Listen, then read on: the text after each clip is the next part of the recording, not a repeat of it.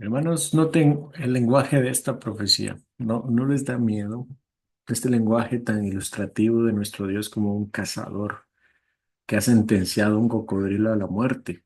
No hay nada que pueda parar a nuestro Dios y no descansará hasta aniquilar al cocodrilo.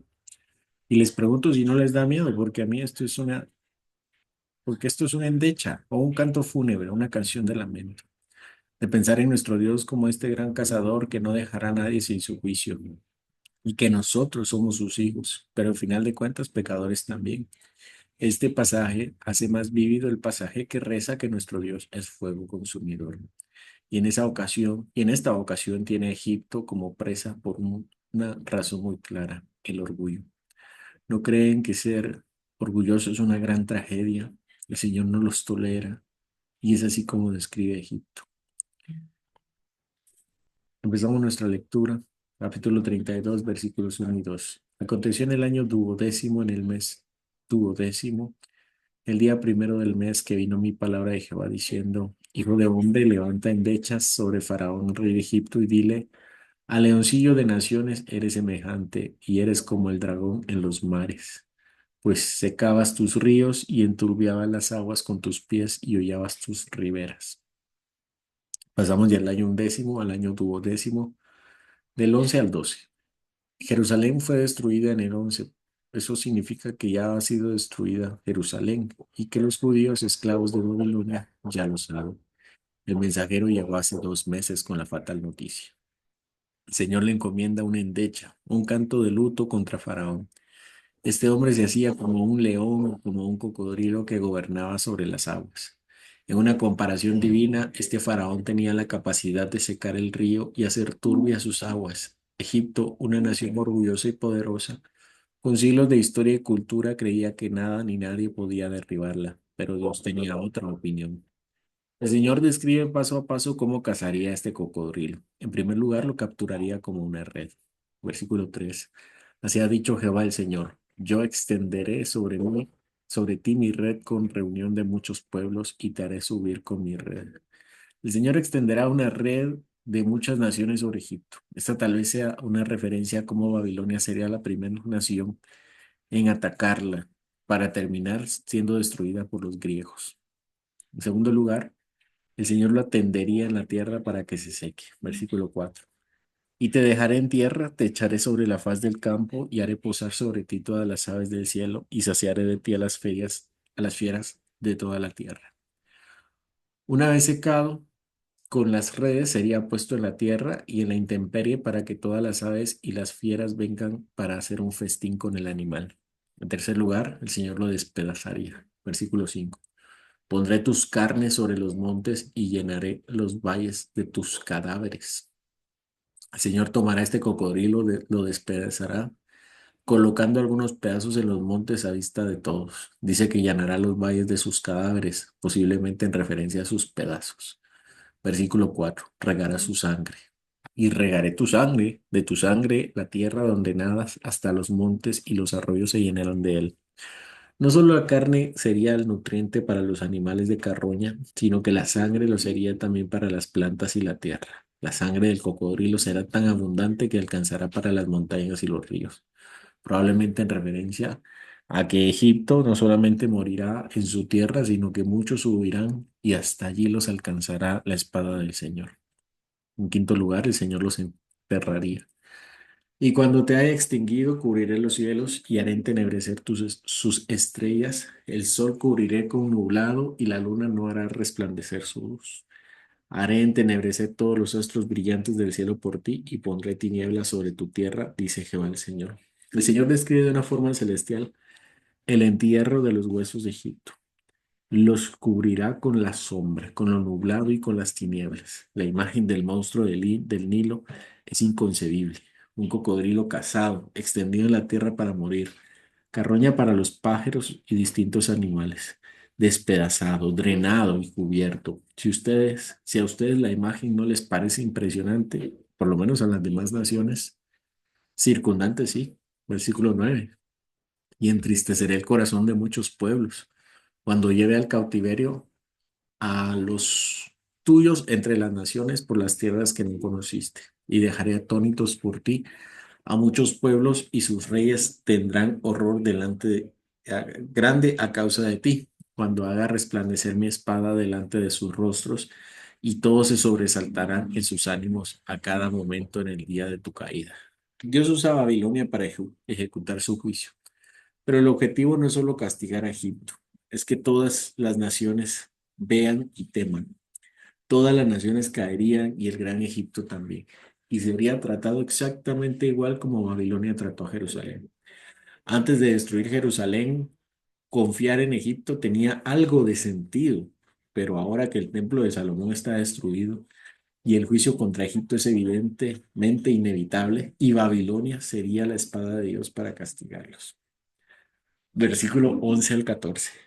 Porque así ha dicho Jehová el Señor, la espada del rey de Babilonia vendrá sobre ti. Con espadas de fuertes haré caer tu pueblo. Todos ellos serán los poderosos de las naciones y destruirán la soberbia de Egipto, y toda su multitud será desechada. Todas sus bestias destruiré sobre las muchas aguas, ni más las enturbiará pie de hombre, ni pezuña de bestia las enturbiará.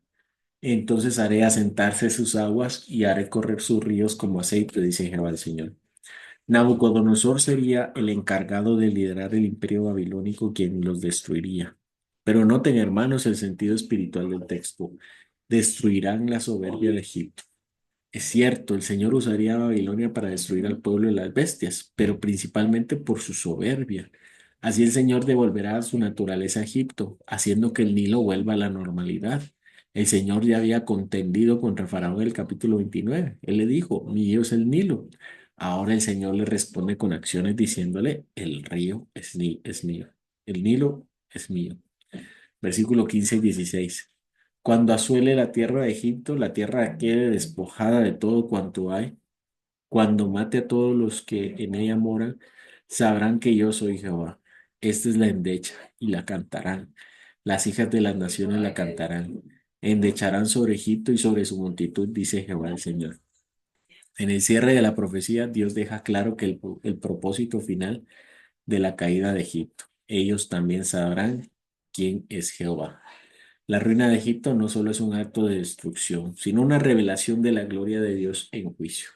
Todo lo que Egipto había construido con orgullo, su riqueza, su ejército, su influencia, queda reducido a nada para que la única realidad inquebrantable se haga evidente. Dios es el Señor de la historia. Este lamento no solo es un canto fúnebre por un imperio caído, es una advertencia para todos los que confían en sus propias fuerzas en lugar de humillarse ante Dios. La historia nos ha demostrado que las naciones pasan, los reinos caen, pero solo el imperio de Cristo permanece para siempre. Y yo les pregunto, ¿les conmueve esta advertencia? Cuando el orgullo de una nación o persona se levanta como un monstruo desafiante, Dios lo entrega al juicio, reduciendo su esplendor a tinieblas para que el mundo tema y reconozca su dominio absoluto. Hermanos, al ver la caída de Egipto, podemos pensar que esto fue un juicio para una nación pagana, pero ¿y nosotros? Tal vez no tenemos ejércitos ni imperios, pero podemos confiar en nuestra inteligencia, en nuestro poco o mucho dinero.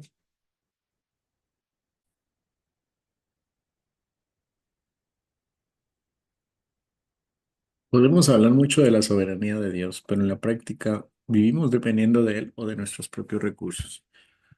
Dios humilló a Egipto para que todas las naciones aprendieran. ¿Será que también tiene que humillarnos a nosotros para que aprendamos a depender de Él? Hermanos, Dios no necesita nuestros planes. Él quiere que depositemos nuestra fe en Él. No esperemos que sea necesario un juicio para despertar. ¿Estamos dependiendo realmente en Dios? ¿O solo lo mencionamos mientras confiamos en nuestra propia fuerza? Dios nos llama a humillarnos ahora, a reconocer que sin Él no somos nada, a buscar su rostro de todo corazón. Si no aprendemos de Egipto, podemos terminar como Egipto. El Evangelio es la proclamación de que, aunque el juicio de Dios es seguro y justo, Dios ha proveído una forma de escape a través de Jesucristo. Así como Egipto en su orgullo y autosuficiencia fue finalmente humillado por la mano de Dios, nosotros en nuestra rebelión y confianza de nuestras propias fuerzas también enfrentamos su juicio. Pero el Evangelio nos muestra que, en lugar de recibir el juicio que merecemos, Jesús tomó ese juicio en nuestro lugar en la cruz. Jesucristo al ser crucificado se hizo culpable de nuestro pecado y sufrió la ira de Dios por nosotros, para que al confiar en Él podamos ser liberados de la condena eterna. No importa cuán grande creamos que somos o cuántos recursos tengamos, solo en la humillación de Cristo encontramos la salvación verdadera. El único que verdaderamente es grande y poderoso se hizo pequeño para levantarnos de nuestra caída. Al ser crucificado se hizo culpable de nuestro pecado y sufrió la ira de Dios por nosotros, para que al confiar en Él podamos ser liberados de la condena eterna. No importa cuán grande creamos que somos o cuántos recursos tengamos, solo en la humillación de Cristo encontramos la salvación verdadera. El Evangelio nos confronta con la realidad de que no podemos confiar en nuestra propia grandeza o logros, sino que debemos humillarnos ante Dios y reconocer que solo en Cristo hay esperanza.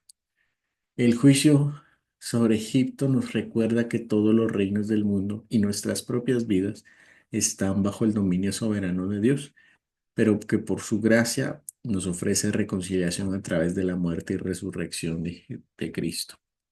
El llamado del Evangelio es claro. No confíes en ti mismo, sino en aquel que se humilló por ti para que puedas ser exaltado por él.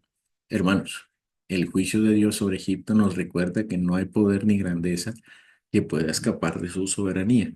Y aunque este juicio es severo, también nos revela la maravillosa gracia de Dios, quien en su misericordia no ha dejado a la humanidad en su pecado, sino que ha provisto una salida a través de Jesús.